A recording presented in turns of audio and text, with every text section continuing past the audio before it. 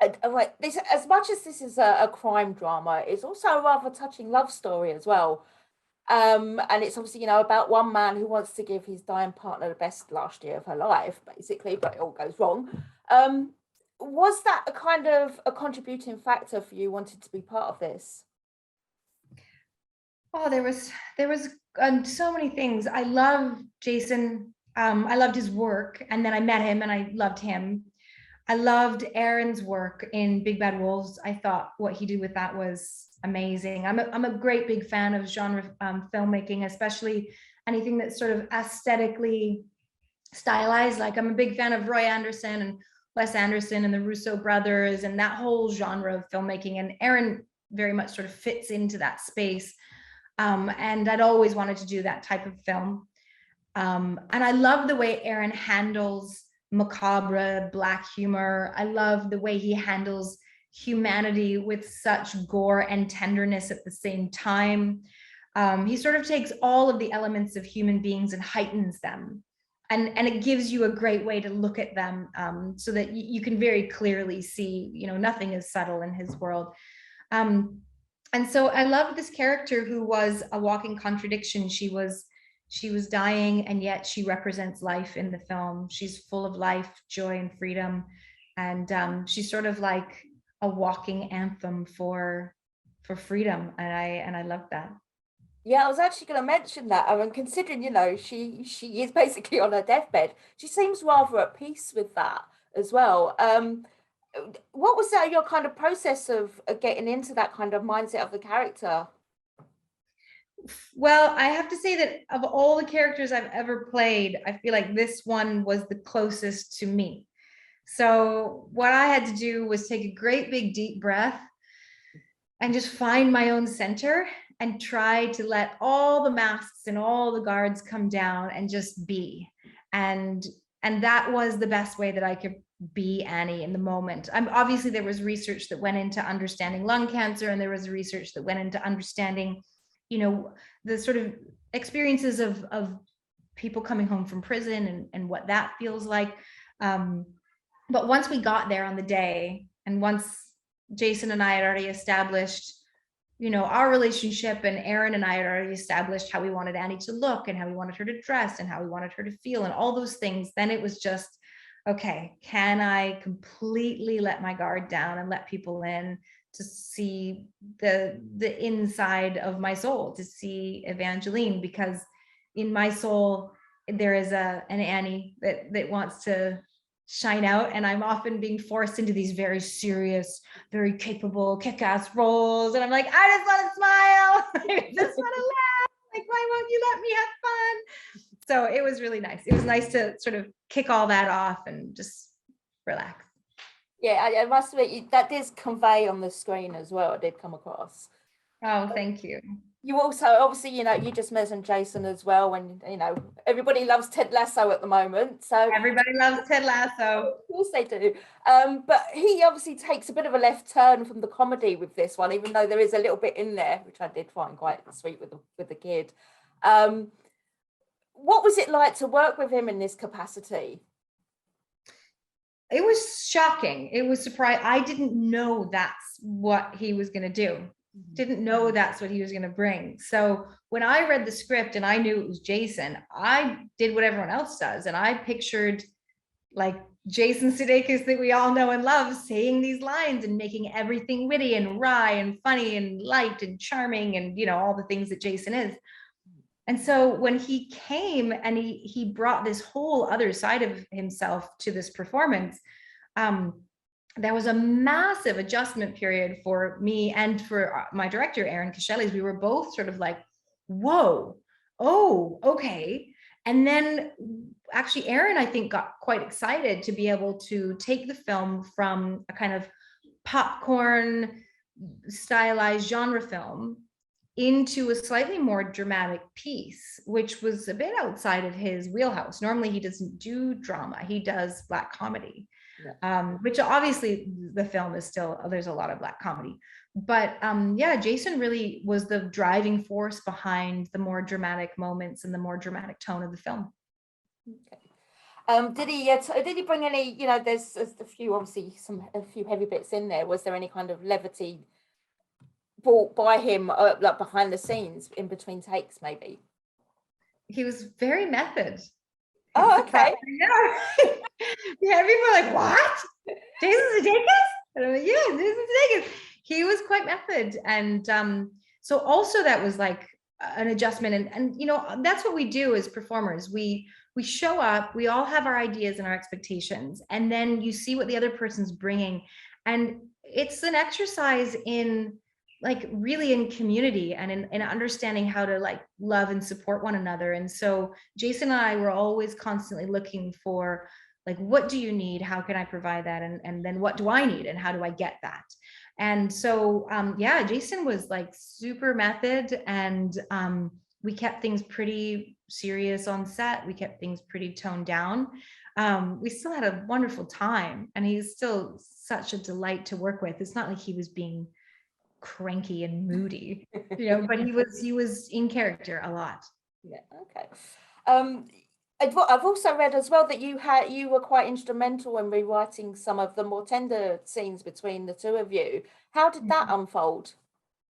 Well, originally the scenes at the beginning of the film when Jimmy gets out of prison were written in a kind of almost spaghetti western kind of, hey, little lady, let me take you to bed. And, he's got a beer and he has a bath and he's like super cocksure. And I just felt like it rang untrue to the story that we were telling, because the story we were telling was one of Jimmy trying to redeem himself for the way that he let Annie down.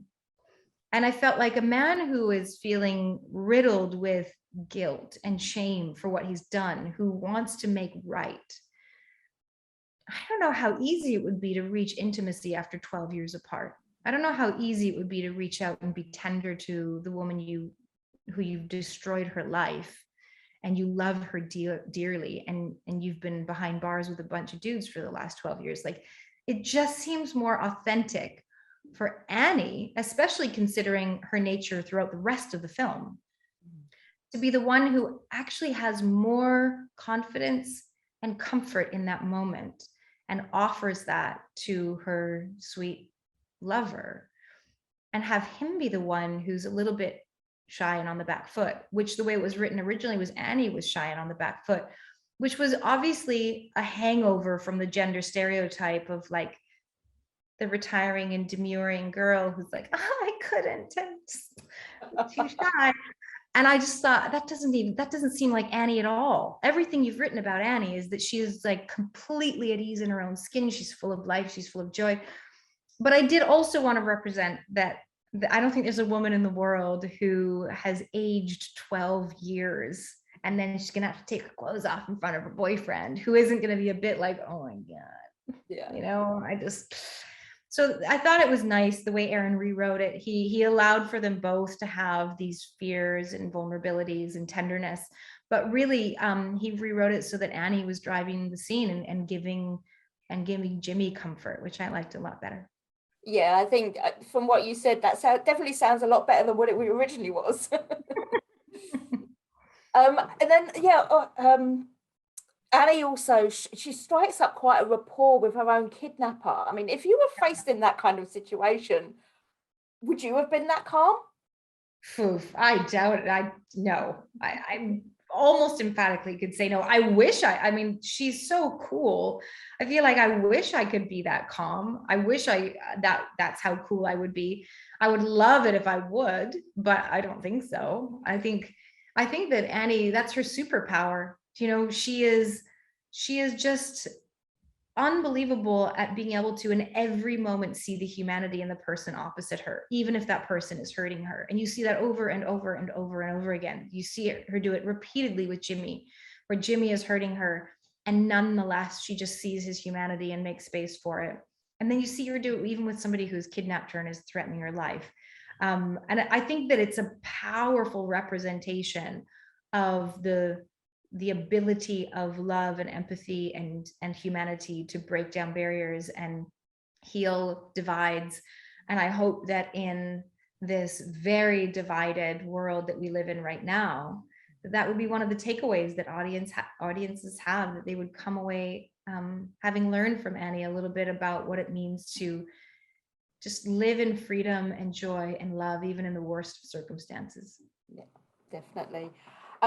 You know it's coming. I've got a Marvel question, but I'm not going to ask you what's going to happen in Antman and the Wasp Quantumanium next year. I know it's pointless. But I mean, you've been part of the Marvel universe for a little while now. Has it been quite eye-opening experience for you to witness the fandom surrounding it? No, no. I think that the fandom surrounding Marvel is incredible. I love the Marvel fans. I understand them because Marvel are expert storytellers.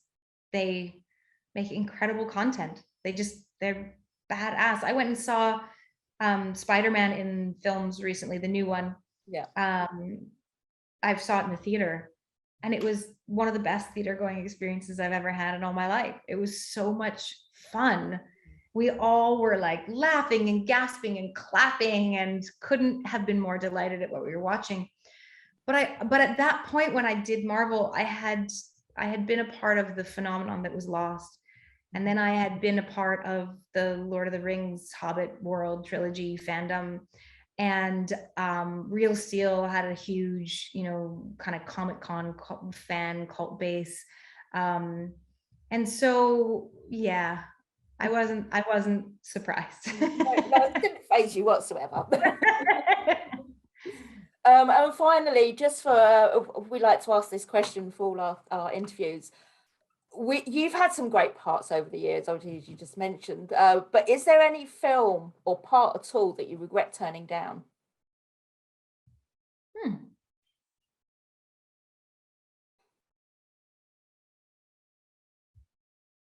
No. I always get that response. Yeah, no, I think I feel really good about all the things I've said no to, and I've said no to a lot of things. Yeah, no, I feel good about my choices. I've always sort of kept myself a little bit just outside of the limelight.